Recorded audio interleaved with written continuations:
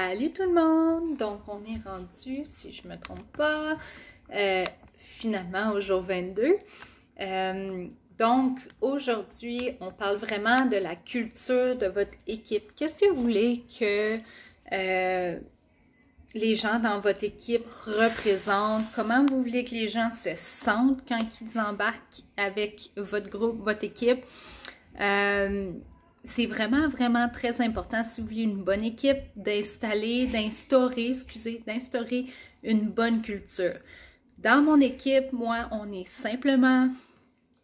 positif, je n'accepte pas de la négativité, j'accepte de la critique constructive, mais il faut trouver des solutions. On va chercher ce qu'on veut.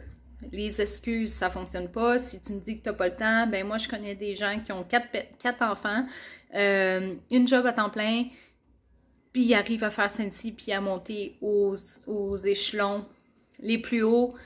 Donc, il n'y a pas d'excuses. C'est à vous de trouver du temps, de prendre le temps de le faire. Puis c'est ça, on fait ce que les autres ne veulent pas faire.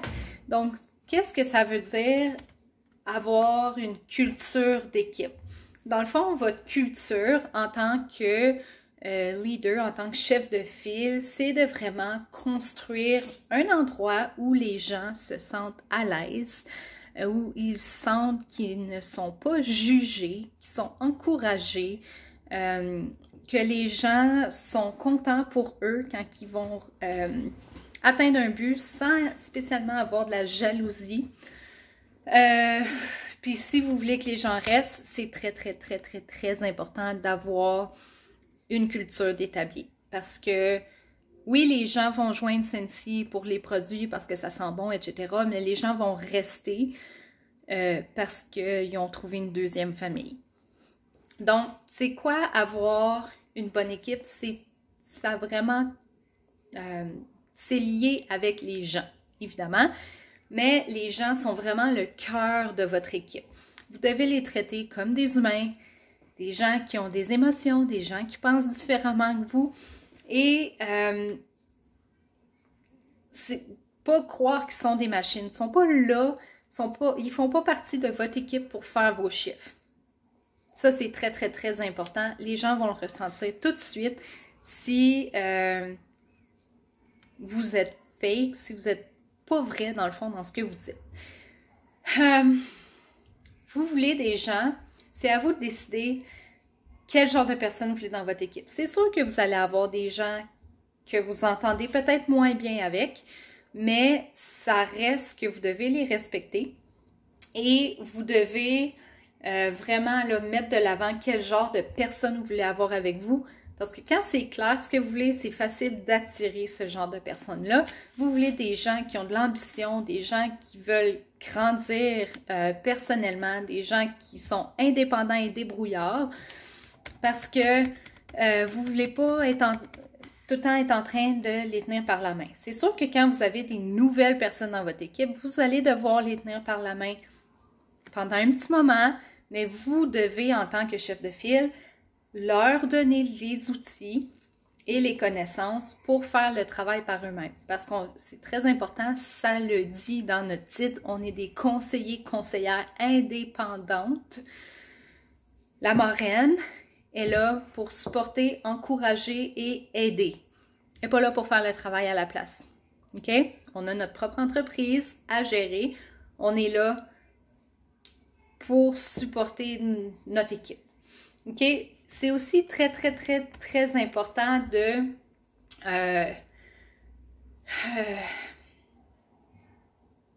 mettre de façon claire c'est quoi le but de votre équipe. C'est quoi votre vision? Puis ça passera pas juste en parlant une fois. Vous devez vivre par ces valeurs-là que vous voulez instaurer dans votre équipe. Vous devez écouter les gens. Si vous les écoutez et que vous êtes là pour les encourager, qu'ils ressentent vraiment que vous êtes vrai, que vous voulez vraiment leur réussite, votre réussite va venir par elle-même.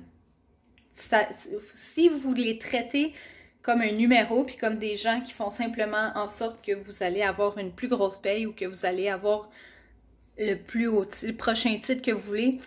Les gens vont le ressentir, puis ils ne resteront pas dans votre équipe. Ils vont éventuellement soit lâcher ou ils vont demander à changer d'équipe parce qu'ils n'auront pas le support, l'encouragement et la culture d'équipe qu'ils cherchent. OK? Donc, c'est à vous de mettre tout de suite c'est quoi vos attentes, à quoi vous attendez de votre groupe, des gens qui font partie de votre équipe. Et c'est ça. Donc, je pense que j'ai tout dit. Là. Je regarde c'est quoi le... Vous allez voir, je vais mettre le lien du blog, mais il est tout en anglais. Donc, je fais la vidéo pour ça. Ah, aussi, c'est très, très, très important d'inspirer votre équipe et aussi de leur montrer de la gratitude. Parce que si vous êtes rendu où vous êtes, c'est pas seulement que par vous-même, vous avez eu une équipe en arrière de vous pour vous rendre là, vous avez eu vous devez avoir de la gratitude pour vos clients, puis si vous montrez ça, vous démontrez ça, bien, votre équipe vont vouloir vous suivre naturellement, ça ne sera pas forcé. Donc, c'est ça pour aujourd'hui. J'espère que ça vous aide, tout ce programme-là. Je sais que c'est beaucoup, mais là, on est vraiment là, en train de bâtir la maison pour avoir une entreprise qui est incroyable. Donc, on se parle demain. Demain, on va parler de notre mission en tant qu'équipe. Donc, passez une belle journée. Bye!